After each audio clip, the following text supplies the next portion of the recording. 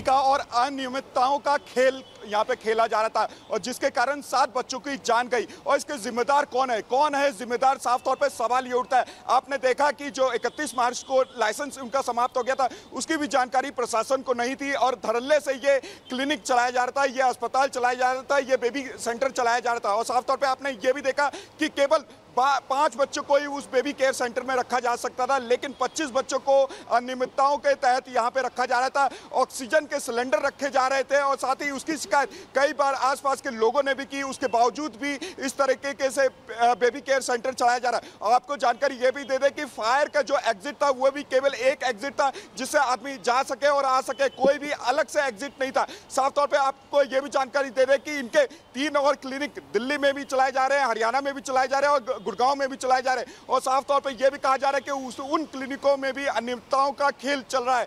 आपने देखा कि 7 बच्चे बिल्कुल ओमस बने रही हमारे साथ। इस बीच बेबी केयर सेंटर से जुड़ी एक और बड़ी जानकारी हम आपको बता दें, पहले भी हो चुका है लापरवाही का केस। ये कोई पहली घटना नहीं है। 2021 में मालिक पर दर्ज हुआ था लापरवाही का केस, सेंटर का रजिस्ट्रेशन नहीं था। इस मामले में यह खबर सामने आ रही है, यानी आदतन अपराधी है जो अस्पताल चलाता है, वो आदतन अपराधी है। 2021 में मालिक पर दर्ज हुआ था।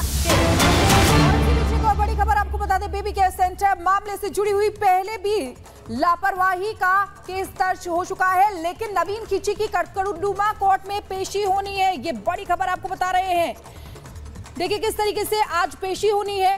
दिल्ली की कड़कड़ुमा कोर्ट में पेशी होगी। नवीन खींची की मालिक है, हॉस्पिटल संचालक पर आईपीसी की कई धाराओं के तहत एफआईआर दर्ज की गई है। फिलहाल विवेक विहार थाने में रखा गया है आरोपी नवीन खींची को। तो ये बड़ी खबर आपको बता रहे हैं, विवेक विहार थाने में आरोपी नवीन खींची को रखा गया है।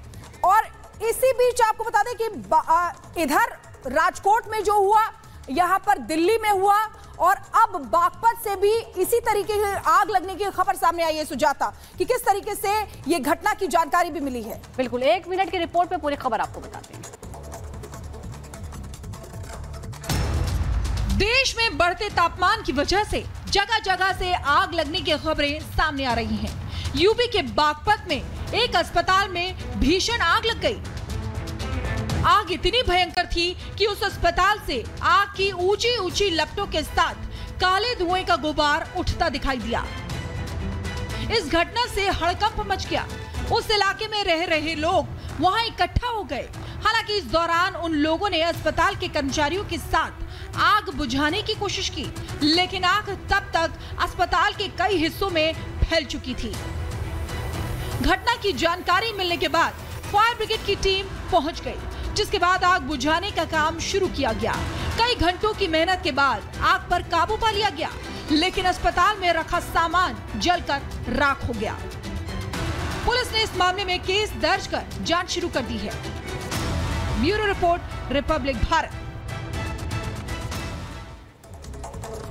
इधर राजकोट गेमिंग जोन के मामले में लगातार नई जानकारियां सामने आ रही है और अब राजकोट गेमिंग जोन के बारे में ये खबर सामने आ रही है कि कई आला अधिकारी 1 साल पहले यहां पर गए थे। गेमिंग जोन की जानकारी उन्होंने ली थी। 1 साल पहले आला अधिकारी वहां पर गए थे, कलेक्टर, डीसीपी, नगर आयुक्त सब उसमें थे। गेमिंग जोन में अधिकारियों ने बाकायदा गो कार्टिंग भी की थी। अब ये जानकारी सामने आ रही है कि 1 साल पहले सभी लोग वहां पर गए थे, यानी उन्होंने सब कुछ वहां पर जांच की थी, एक जायजा लिया था और उसके बाद उन्होंने खुद वहां पर गेमिंग जोन में कार्टिंग भी की थी। आला अधिकारियों को गेमिंग जोन के बारे में जानकारी थी, तो क्या उस समय भी इन चीजों को नजरअंदाज किया गया था या फिर उस वक्त सब कुछ दुरुस्त था? ये बड़ा सवाल है। हम आपको तस्वीरें भी एक दिखा रहे हैं। जब गेमिंग जोन गए थे आला अधिकारी, तो वहां पर ऐसा लग रहा है कि उन्होंने सब कुछ ठीक पाया। अब या तो सब कुछ ठीक था या फिर कुछ चीजों को नजरअंदाज किया गया। राजकोट के कलेक्टर, डीसीपी, नगर आयुक्त सब भी इसमें शामिल थे।